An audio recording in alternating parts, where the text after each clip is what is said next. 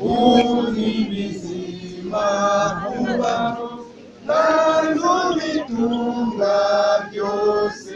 Kigeze mu kutu wa kabiri ushize bya bisebe nyine nk'uko byari bibiri nk'uko abaganga babivuga byarateye byerasamo amaraso imitsi imera nk'ituritse birangiye barabirepara ya maraso nyine urumva yari ari make afite na make ntayari aramenetse biba ngombwa ko bamwongera andi bigezeho nijoro baza kutubwira ngo umutima wari wahagaze umutima wageze igihe urahagarara barinda gushikura ubwo guhera icyo gihe kwa kabiri Manuel nyine yari ariho ahumeka ariko nyine arembye cyane yarasubiye noneho kuremba cyane nk'uko yari ari imbere kwa kureba noneho bitagishoboka birumvikana ariko twebwe tubibona yuko ntago Imana yari yatanze kugira ngo byibuze agarure ubwenge n'abaganga kubera byari byarabatunguye uko yagaruye ubwenge ubwo rero byararangiye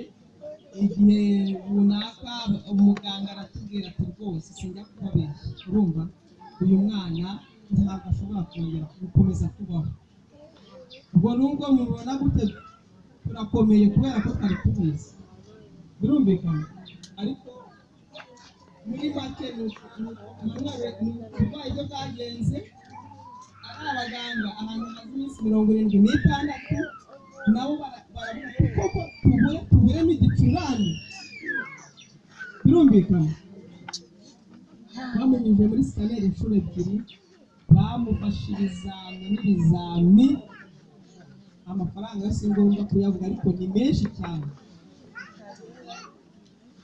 ku munsi hari igihe amafaranga yageraga ku 50,000 cyangwa akazamukagera ku 70,000 urumva ngo bagerageza rwose rero Manuel Margarita yapfuye ubwo burwayi yarwaye abababwira ibindi simbizi twebwe nuko nguko tubizi ubwo twaranavuga ngo nta nubwo twafata n'abantu bo muri famiye ngo tubajyane twazaga tukababwira ibyoroshye kugira nyine ntibakuke umutima naramubwira ati harya Manuel yavutse ku itariki zingahe arambwira ngo yavutse kuri 15 nyine nari nziza ariko hari igihe umuntu yibagirwa nyine ndavuga ati rero Manuel igihe amaze yategereje itariki ye yavutseho kugira ngo imyaka ye yuzure neza abone gupfa narabimubwiye ari mu gitondo bidatindiganyije ejo bundi nyine ku ijoro ry'ejo hashize isaha ya 7:00 muri kalendari se niba bamaze kwandika ngo 15 z'ukwa 12 7:00 nibwo yari avuye nk'umwuka neza apfa imyaka ye yuzuye aho yari kuba ari muri aniveriseri yishimira igihe amaze ubwo yari yaratakiriho muri make ni urwo rupfu rwa Ishimwe Manuel.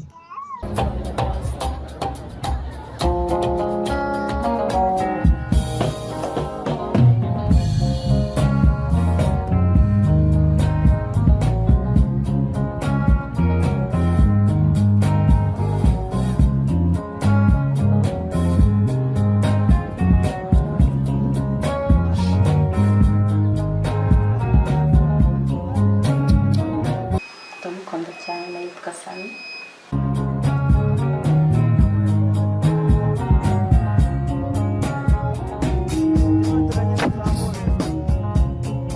ariko mana kana ko nakumye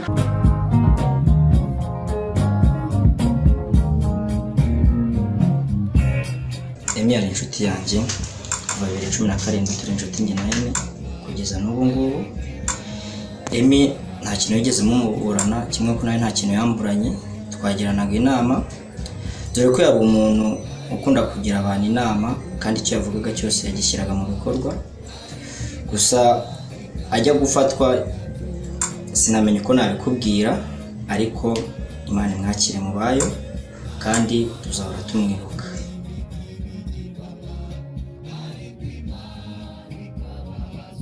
Emi mu gihe gito twari tuziranye yari inshuti yanjye ikintu muziho muri icyo gihe gito twari tuziranye ni uko ikintu yavugaga yashyiraga mu bikorwa, ntabwo yavugaga yaguherezaga isezerano atakora, we yakubwiraga ibintu abona yakora kandi muri make yakoreshaga ukuri.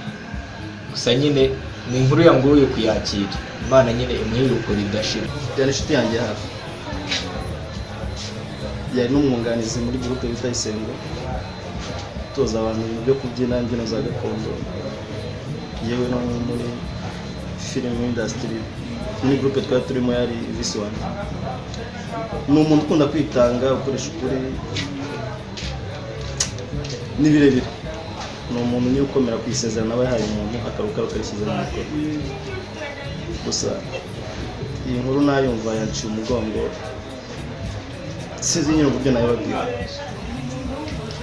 Gusa icyo navuga cyangwa se nasaba Imana, gusa Imana imwakire kandi imuruhuke bidashira. Emi rero yari inshuti yanjye, yari n'umuvandimwe, yagiraga abantu inama kenshi cyane. Nyine duhombye umuntu kandi duhombye umuntu byanyabyo, gusa nta kundi nyine Imana imuruhuke bidashira. Ishimwe Emmanuel yari inshuti yanjye, tujya kumenyana ni ibintu bisa naho byikoze kuko ntawe wihatirije, twabwiranye igihe cyiza mu gihe twari tubanye, twakoranaga ibintu byiza ugasanga byose abyitanzemo, abikoze nk'umuntu nk'aho ari ibyiwe. Mbese mu mibanire yiwe ntabwo nigeze mbona agira umutima mubi cyangwa se agiranye umuntu nawe ikibazo, ahubwo wabonaga afite ishyaka ryo gukora ibintu byiza igihe cyose.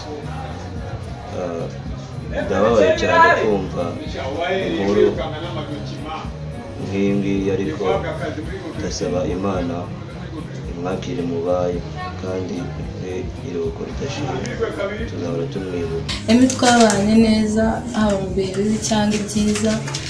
Emi mu buzima bwe ntabwo yabanye n'abantu nabi, niyo yagukoserezaga yasabaga imbabazi, kandi niyo yabonaga wababaye ntabwo yatumaga ugumya kubabara, ahubwo yagusabirwaga imbabazi.